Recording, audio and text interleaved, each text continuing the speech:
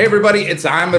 Welcome back to another edition of Voices from Palestine, talking to young people from Gaza and all around Palestine in cooperation with the Amer Institute for Community Education. This week, we are talking to two athletes from Gaza who are involved in the basketball scene down there in our homeland. I have two amazing young athletes with me, Ahmed Musallam and Saba Madhoun. Hi guys, how are you?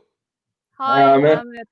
So tell me, basketball in Gaza, Saba, where do you play? Are the courts outside, inside? Tell me just physically, how does this stuff happen? For now, we don't actually have, as Basketball Stars Academy, we don't have a certain place to play for us as Basketball Stars Academy. But other academies and other clubs, they might have some certain places for them, and they own these places to play.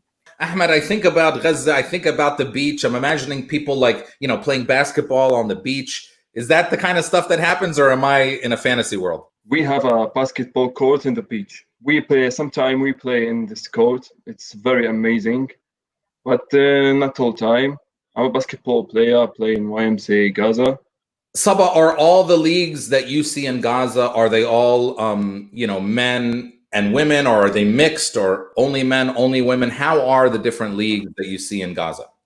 Basically, in Gaza, we don't have mixed leagues or championships and so on. But we have some championships for women, some championships for men only. By the way, in America, we don't do it either. Just so you know, in America, there's only men basketball and women. Even when you think about it logically, I wouldn't be able to play with men or bigger boys, to be really honest. Yeah, I play with people like my age, and I am playing with people according to their level in basketball. We don't actually play according to ages and so on, according to your level. If you are advanced, then you get into the A group, which is the top group or the top players. I play with people younger than me. I play with people bigger than me, but still we are at the same range of ages. So that means you guys also have do you also have training programs to make people better in basketball and practice programs, and so they can move into the different levels of the leagues? Exactly. And which is basically, it is determined by the coach. It is not, you can't just go into the Basketball Stars Academy and say, I want to be in the A group. You must be tested, then you have to go to the group, then you have to be, go into this long process of making yourself into the A team. Or are you, Saba, are you in the A group? Sure. I am. And what's your position? What position do you play? I'm a playmaker. Oh, basically, yeah. That's a very Palestinian answer.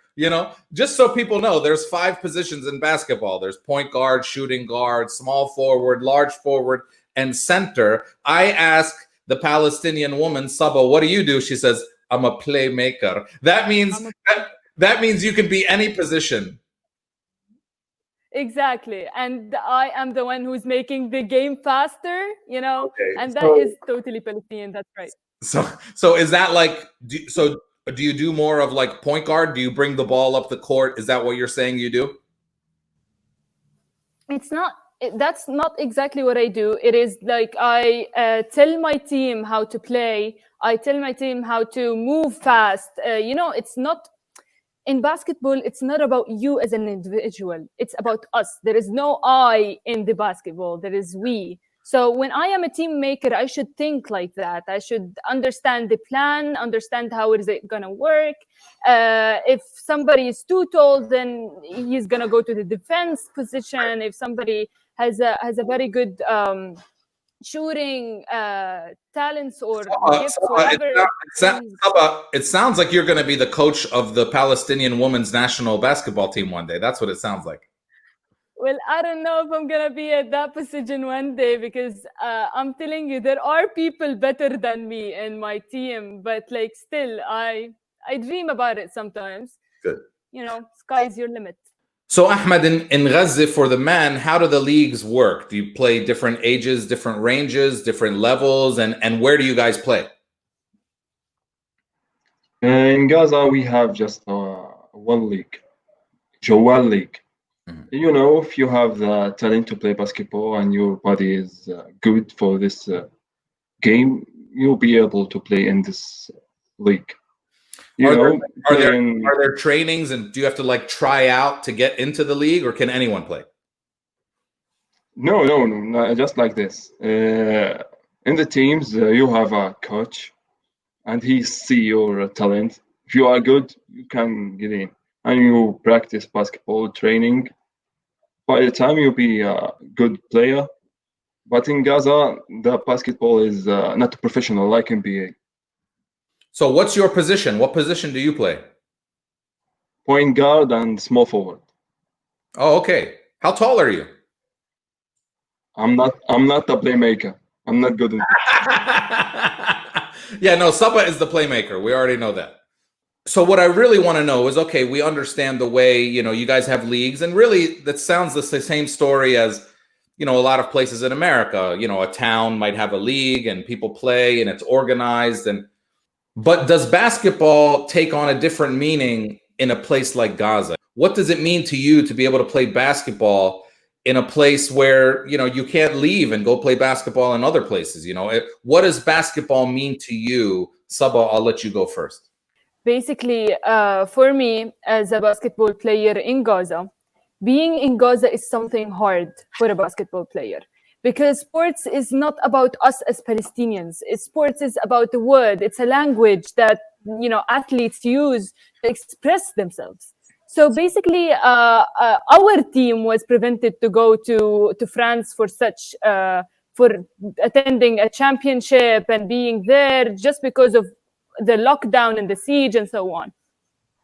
So basically, being a basketball player in Gaza is something very hard sometimes, but still, basketball means so much to us as individuals and as Palestinians.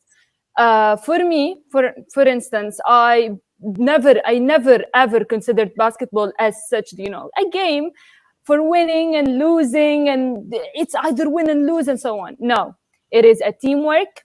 It is there is no I, there is we, there is us, and every move you do in basketball, every decision, that it has consequences, and some decisions are bad, some decisions are good, such as life. Life, we make good decisions, bad decisions, we regret decisions, we meet bad people, we meet good people, so on. So in the basketball, it is a family, it is a teamwork, it is taking the right decision, it is thinking very fast. And basically, yes, we face some difficulties being in Gaza and as Palestinians and how the world look at us. But still, we are fighting, we are good basketball players, and we respect basketball as basketball players. Sometimes sports can be sort of like an escape, from the real life. It can be something that, lets people, especially young men, maybe, stay out of trouble, or, make sure that they're doing something productive with their time. Do you see that basketball plays that kind of role for young men in Gaza? Yeah, yeah. For me, I take sports and basketball special to isolate myself from the life of pressure. Study and life is bad. To make your head clear. So you need to practice something. And I see the basketball is a good way to have a funny time and refine my responsibility. What do you study in college, Ahmed? Mechanical engineering. Okay, so you're going to be the mechanical engineer, small forward star of the Palestinian national team. That's right. Saba, who is your favorite player in the NBA today? Today, it used to be Kobe Bryant, but يعني Allah يرحمه. Anyways, so maybe Stephen Curry. He is a legend, to be really honest, and I really respect his way when he plays, when he has, he has this character in the match or the game or whatever. I truly respect all basketball players, to be really honest. And whenever I just watch about a basketball match, I was like, yeah, this is my favorite basketball player. No, this is my favorite basketball player, because all of them, they just into basketball. They love basketball. They write a story while playing basketball. So maybe Stefan is the best or my favorite personally, but like still all basketballs, I really respect them, I really love them. Do you want to be like Stephen Curry, where you dribble up to like just half court? You don't even wait till you get close to the basket. He just dribbles the half court and then he shoots it. Exactly. That is why he's a legend. Sometimes I'm really close to the ring and I can't really get the ball in, and I was like, oh my god, I don't actually, I can't tell myself that I'm a basketball player, and I start regretting my life, and things start getting worse. I don't really, oh my god, sorry, I don't really think that one day I'll be able to be like Stefan, but like, no, I think you will. I think one day you'll be maybe Stefania Curry, Saba Madhoun Curry. that would be awesome. Ahmed, how about you, man? Who is your favorite player in the NBA today, and why? You say today, but I'm like Saba. Kobe Bryant is the best basketball player. In my life, I never watched a person touch the ball like this man. Okay, so he's stuck in my mind and my head always. So Okay. rest in peace, Kobe Bryant. But at this moment, my favorite player is Kyrie Irving. Kyrie Irving is a fast player, have a good talent, a good shooter. He can make a imagination pass. Yani, you could not see the basketball with this guy hands. He can make the triple really very nice. You know, I know there's a 7-hour time difference, so a lot of the times the NBA games, they come on in the middle of the night in Gaza, but do people get around and watch the games even in the middle of the night? I will tell you a secret, but don't tell this to my father and my mom, okay? Yeah, of course. They won't be watching this. Yeah, go ahead. in توجيهي exams, the final series live in, I think that in 6 p.m. or 5 p.m. The year that LeBron and Kyrie Irving win the championship, if you remember. Yes. I watch the game and go to my exam. I will not miss these games. Don't worry about يعني ليش انت هيك زعلت؟ We won't tell. What's your dad's name? Fethi, we won't tell you, okay? Fethi, don't watch this. Fethi, don't watch this video. His name is Fethi Musallam. جبت نسبة عالية في توجيه. Fethi Musallam, turn it off right now. Don't watch this video. Don't watch this. Saba, what do you like to play more, offense or defense? You know, a lot of NBA players, they love playing defense more than playing on offense. You know, do you have a preference about what you like better? Basically, yeah, defense is so much better to be. As a basketball player, I love the defense position. It makes us like, there is something that my coach says all the time. Who does the defense better attacks more, you know what I mean? Because like whenever the ball or the other team step forward into our, you know, area, then that's the fun part, when you are trying to make them or to take the ball from them. I am really considered a playmaker. I would choose a defense position because you know, defending your land, it's gonna make it so much better. It's a very Palestinian thing. You want to play defense. You are telling the other team, you will not attack me. Okay. Never. And they will not succeed. Actually, there is something in this, because whenever they feel that they are losing, or the opposite team, whenever they feel that they can't get into your area, they can't put the ball in your ring, they're gonna feel defeated a little bit. It's so much different than when you attack and they are trying to stop you, and then you score once, you score twice, and then they will start preventing you, they will know the plan and so on. But like when you play in the defense, every time there is another plan. every time you make them feel worse about themselves, which make us the winners. Because Saba, you scare me. Yeah. I'm going to tell you something, Saba. You scare me. I mean, I mean, Ahmed, Saba sounds like somebody who she likes to score, but she's happier when you don't score. Like she wants to score, but she's happier when you fail. I wish exactly. that I see Salah take the lamb. I will make a big block. Yeah, I mean, The maybe, maybe Saba, Ahmed, maybe Saba will be your coach one day. You never know. Maybe one day she's your coach and she's telling you, make sure that nobody scores. Exactly. Like the other day, we played with a very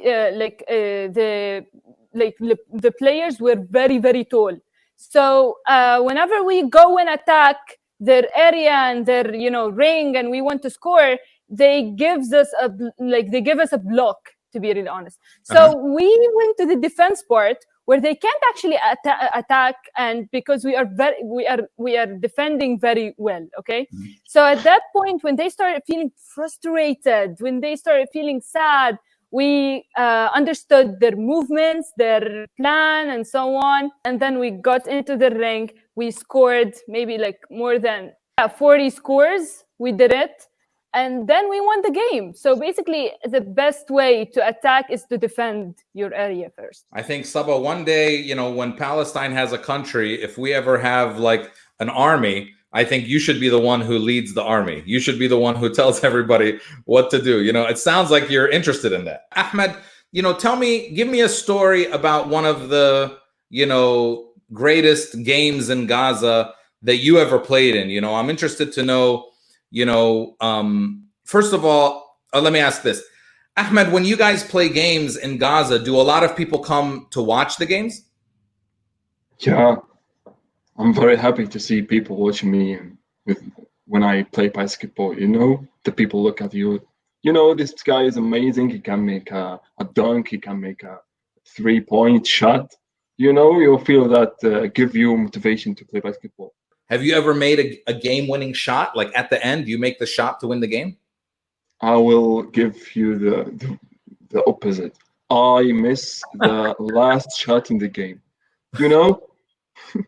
You're like we LeBron. lose just 1 point, and if I make the slam, we win the game with 1 point. And I don't know how. What happened? I can make a dunk, man, but I missed the lamp. I don't know. I mean, good thing Saba was not there, because if Saba was there, she would have yelled at you, obviously. Saba would have said, what are you doing? No, I don't yell. Only coaches yell. So when I am a coach in the future, I will yell at you. Okay. Especially these days, the YMCA Gaza are full of people. Yeah, because everybody's back from Corona. I think that my dad watched these games. I can't sleep this night. You're saying, the day that you missed the shot, there was especially a lot of people watching. Yeah. Oh, Ahmed, I'm sorry. That must have been a very tough day for you. I know, haram. So now, Ahmed, can you dunk? Yeah. Really? I have a video on my Facebook page, Make a Dunk. Oh, okay. So, okay. Wow. Okay. That's amazing. Yeah. Saba, can you dunk? No. No, not yet. Saba, let me ask you this. If you were, the same size as Ahmed, because Ahmed's taller than you, he's a man. Sometimes men are taller. But if you were the same size as Ahmed, who do you think would win? Definitely me. Okay. I believe you. Listen, I believe you. I'm already scared of you. Because I've never met you. Because it's not about being scared, but like for real, like a Tawjihi kid who opens a basketball match in the middle of the night to watch, that's not a hardworking student. Oh, I get a high average. I would work hard for that, and that will beat you, Ahmed, I promise. No, but it sounds like Ahmed still. My percentage in Tawjihi is 84.47%. Yeah, Ahmed, you still did well on the Tawjihi, right?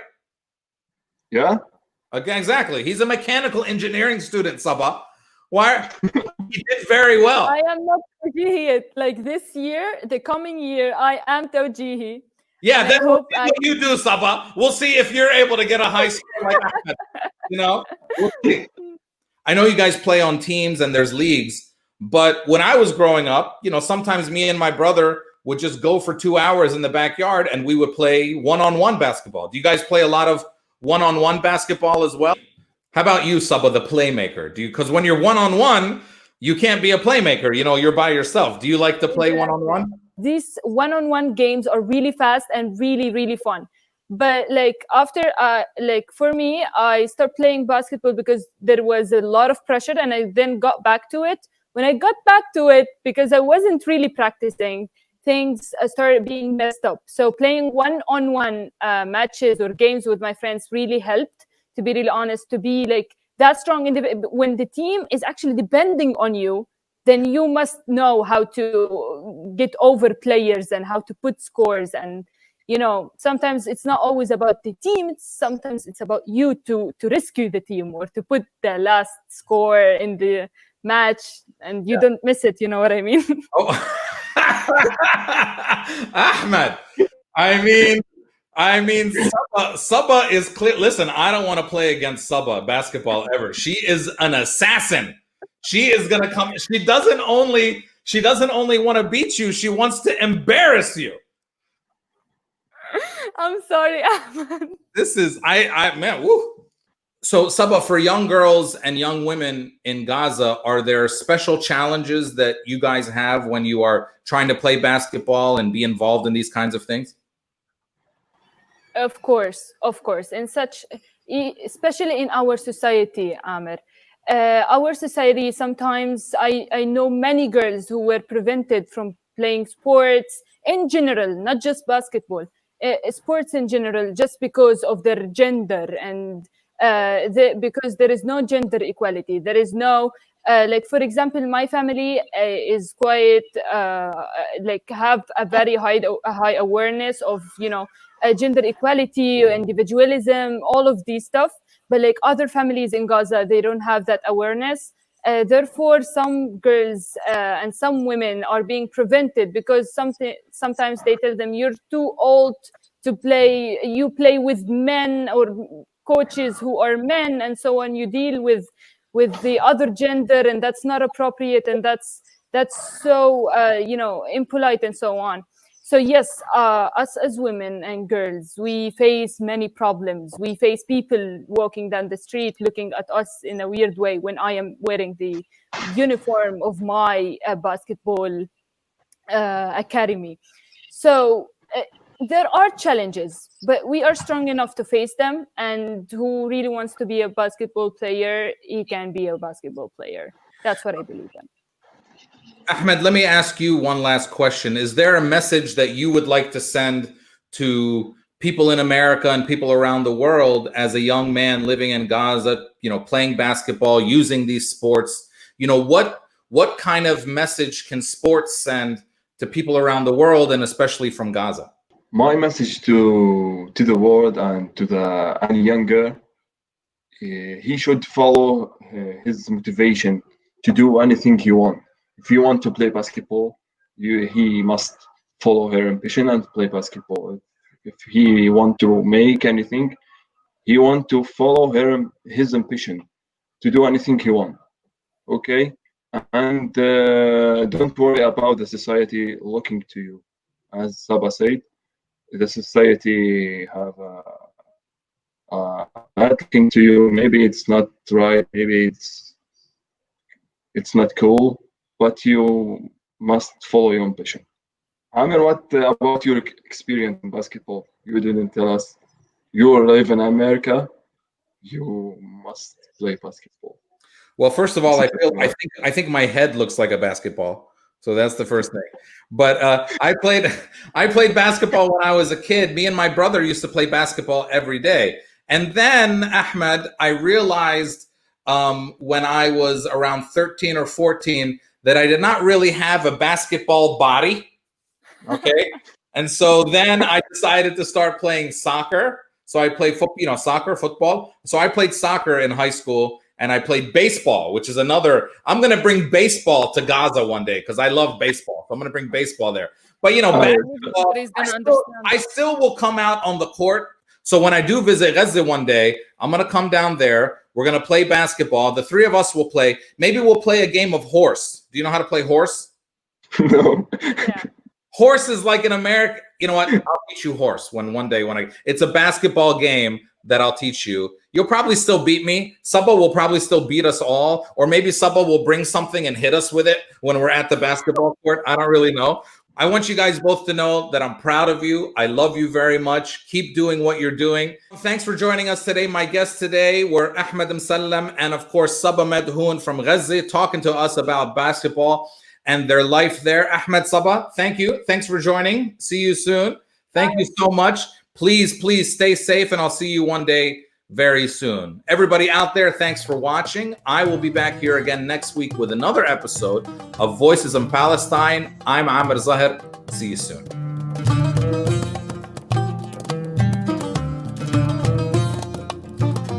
I know a lot about the people from Gaza, and I know a lot about the way you guys live.